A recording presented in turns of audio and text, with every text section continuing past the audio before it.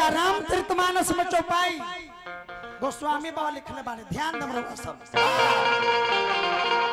यदि चौपाई से स्टार्ट कइले बानी तब विधिवत चौपाई करी एक बार भूपति मन माही खाली कहे से ना हो निज दुख सुख सब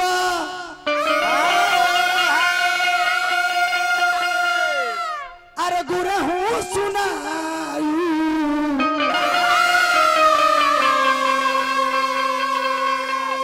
आ कहीं वशिष्ठ बहुविधि समा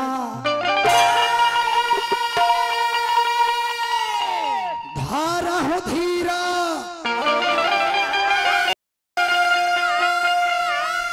होई है सुतचारी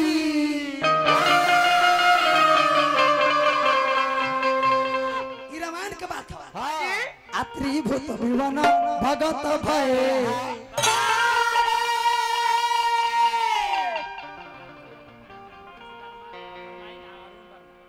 राम जी यादव हमारा ब्रह्मांड के और अरुण वर्मा जी बहुत बहुत रुपया का पुरस्कार राजा दशरथ जी से गुरु वशिष्ठ नीरज भैया 5 मिनट हमारी बात सुन राम जी के गुरु रहले विश्वामित्र मुनि बाबा रंजन बाबू राम जी के गुरु रहले विश्वामित्र मुनि बाबा लेकिन राम जी के बाबू जी के खाली बाबू जी के ना कुल के गुरु रहले के वशिष्ठ मुनि बाबा कुल पुरोहित।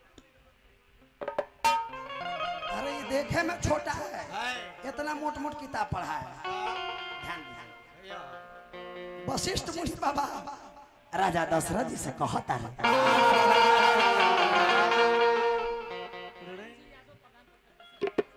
राम जी यादव प्रधान प्रत्याशी जी की तरफ से बहुत बहुत रुपया का पुरस्कार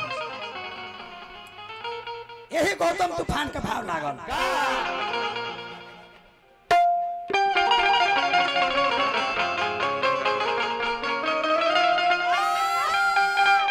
हमारा नीरज कुमार गुप्ता जी की तरफ से पुरस्कार हार्दिक अभिनंदन हाथ जोड़ी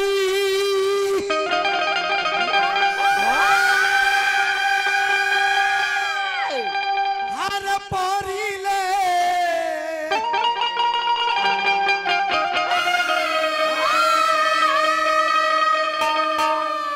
समस्त चैनल वाला भैया का हार्दिक अभिनंदन चैनल वाला भाई यदि ना रहते तो ये गुड्डू हलचल आज मार्केट बना रहे ना जीते हलचल के केहू जाना हाथ जोड़ी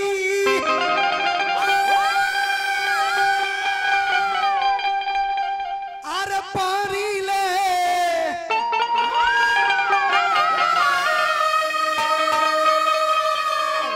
अरे चराना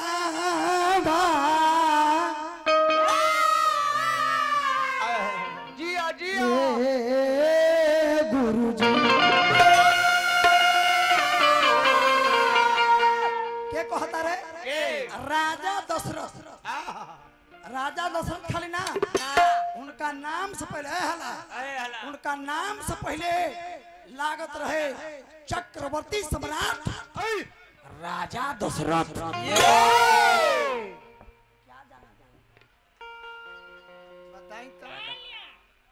हम तो कनबाली पे ले लिया स्मार्ट नहीं हुआ चक्रवर्ती सम्राट राजा दशरथ जो शब्द वेदी बाण जानते थे शब्द सुनकर वो बाण चलाते थे जाकर उसको लग जाता था गाना बजाना खिलवाड़ नहीं है नहीं भैया नहीं भैया हमारा नीरज कुमार गुप्ता जी नंदू भैया प्रधान पद प्रत्याशी रोहित गुप्ता जी बहुत बहुत रुपया का पुरस्कार क्या बोलते हैं हाथ जोड़ी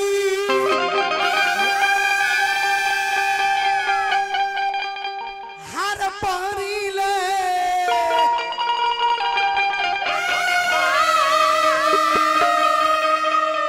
हर चराना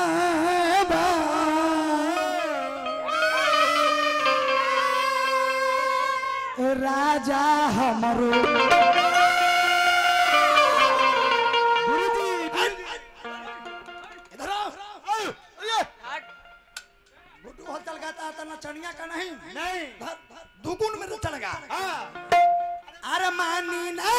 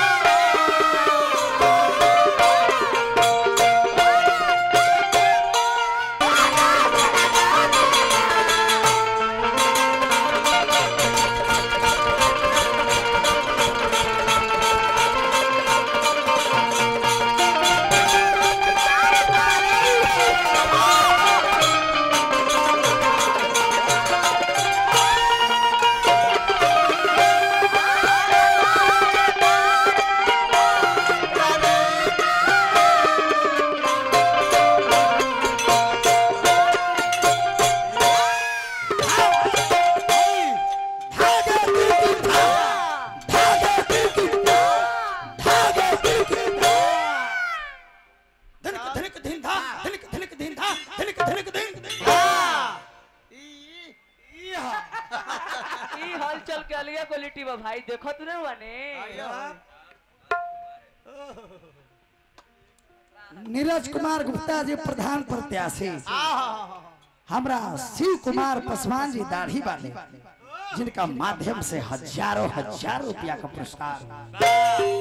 आपने मुझे अरवल जिला से बुलाया, जिस जिला में भोजपुरी का एक भी शब्द नहीं बोला जाता है साहब। ना जी दादा साफ अंग्रेजी बोलल जाला।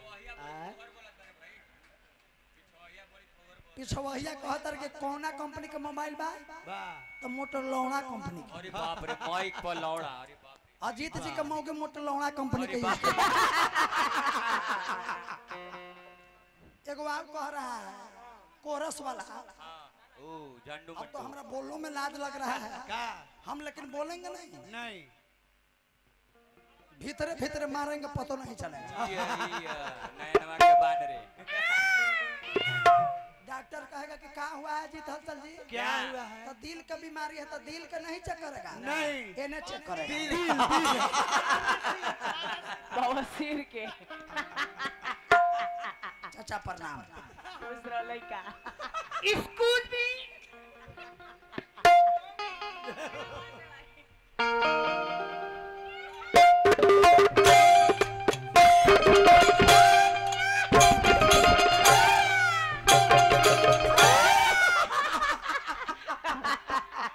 क्वालिटी बाल के भाई एक बार ताली बजा दे। कालिया कालिया कालिया जिया जिया तू पवन सिया के खेसारी लोग ओकरे से मेरा मतलब ना हुआ, ना हम अलगे भड़कावे लगबो ही हम।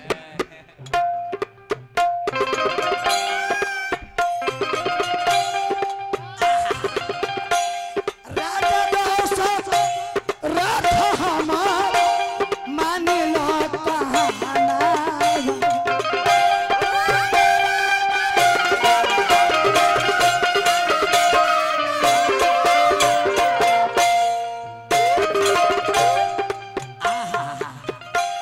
धीरे धर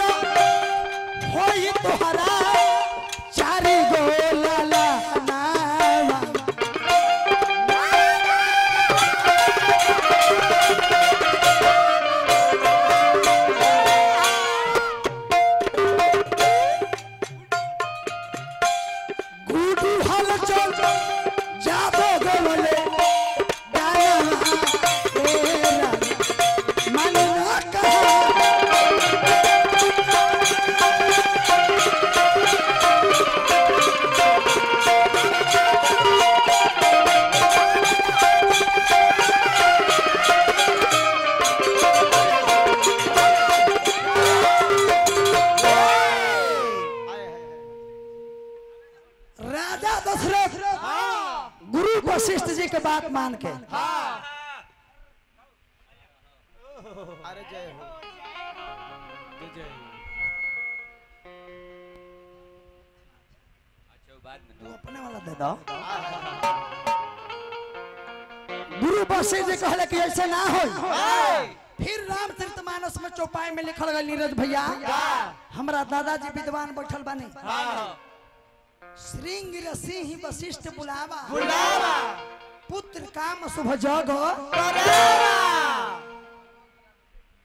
श्रृंगी ऋषि वशिष्ठ बुलावा यानी वशिष्ठ जी के कहने पर श्रृंगी ऋषि जी आए। आखिर क्यों?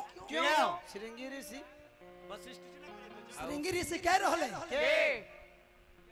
शांता के पति रहले, राजा दशरथ के बेटी, अपना बेटी नहीं थी, राजा रोमपाद के बेटी थी शांता, और शांता को राजा रोमपाद ने दान में दिया था।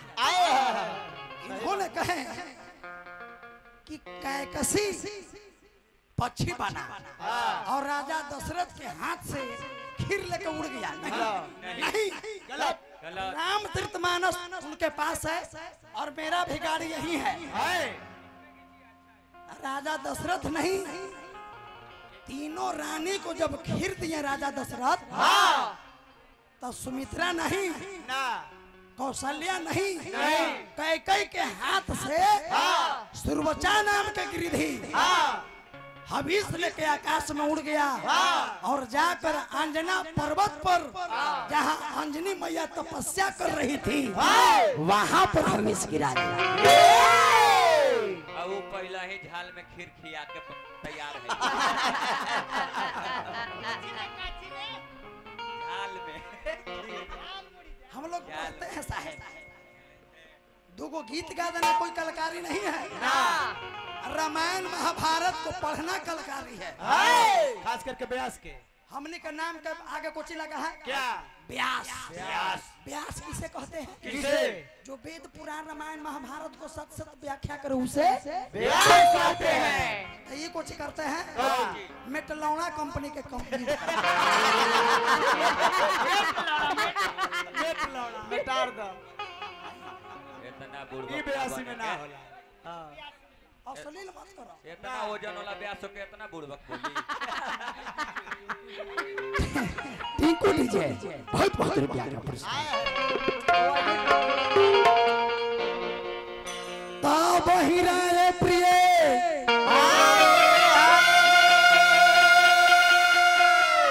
अरे नारी बोलाई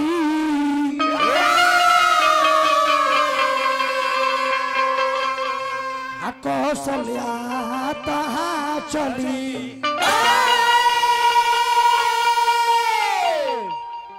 राजा दशरथ जब श्रृंगी ऋषि से जब जग भई अग्नि से प्रकट भइले हवीस दिहले आ तीनों रानी के कहले कि जाके खिया दो।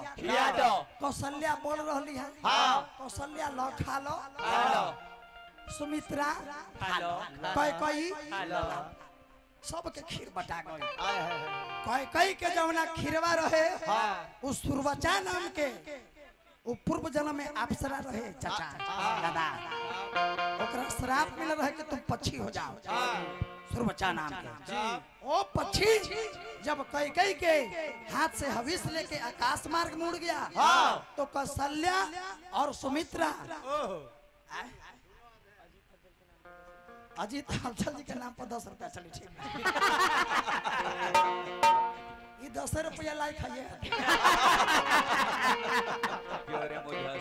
अजीत हलचल जी गिर गए।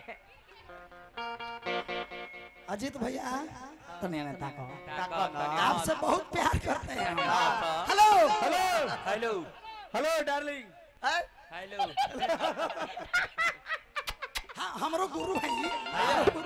Excuse me. अरे बाप रे हमारा गुरु है लेकिन नहीं बोलेंगे तो काम शुरू नहीं है। ठीक कहा तड़ा, ठीक कहा तड़ा। जब कुरुक्षेत्र के मैदान में लड़ाई हो रहा था भैया तो अर्जुन के कहे कृष्ण जी के बाण मारो आगे भीष्म पितामह है।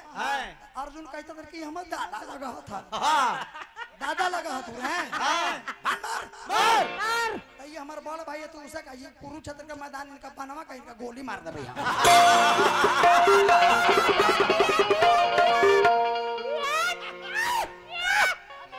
हेलो हेलो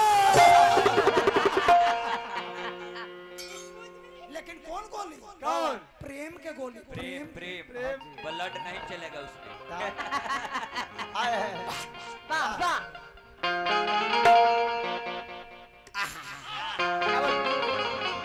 कई के हाथ से जब हबीस लेके उड़ गई ले हां तब उड़ले सूरवाचा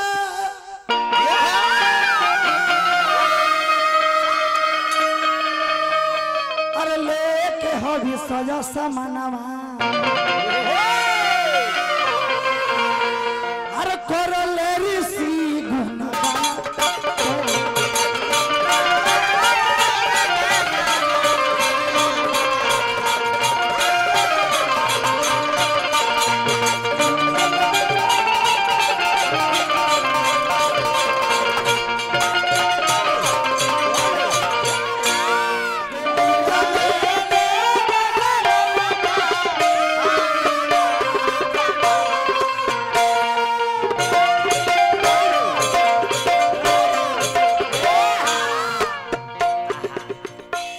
पहुँचले जाके पहुँचले अंजनी हम पर्वत करले तपस्या अंजनी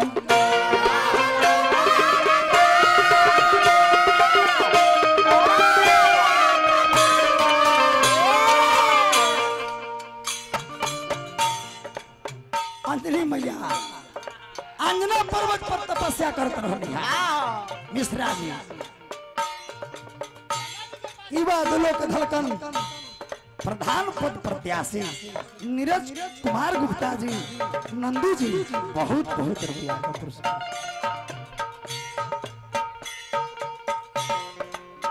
अंजनी पाक परसाद खुश भइली मनवा के करले ऋषि गुणगान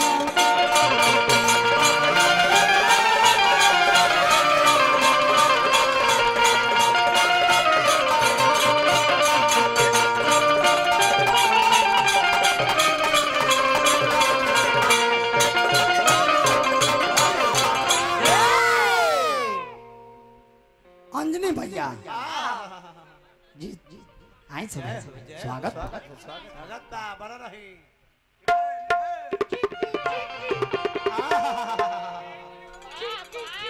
बना रही बना रही जय हो अरे खुश भइली अंजनी पाके परसाद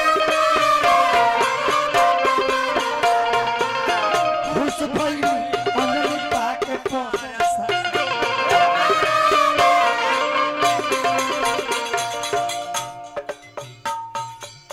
पाके परसादवा पाके परसादवा पाके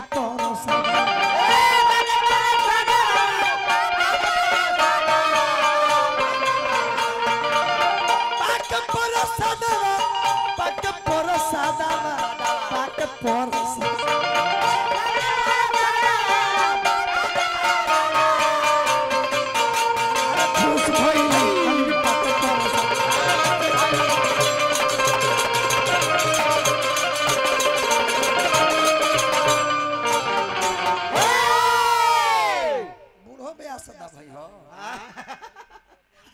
तब वो मार्केट में ही आई मार्केट में ही बबुआ तोरो तो एक दिन इंडियल आइडियल में देखले हलू बजावे छोटू बाबा हेलो हेलो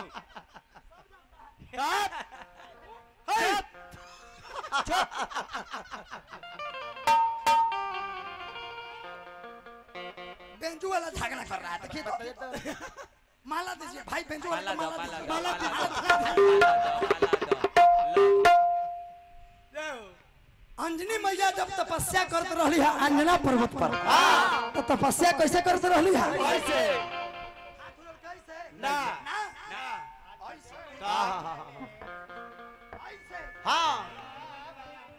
वही सुर बचाओ जब कैकई के जे हविस रहे आकाश मार्ग से जब चोट से गिर गई तो अंजनी मैया के हाथ में गिरल।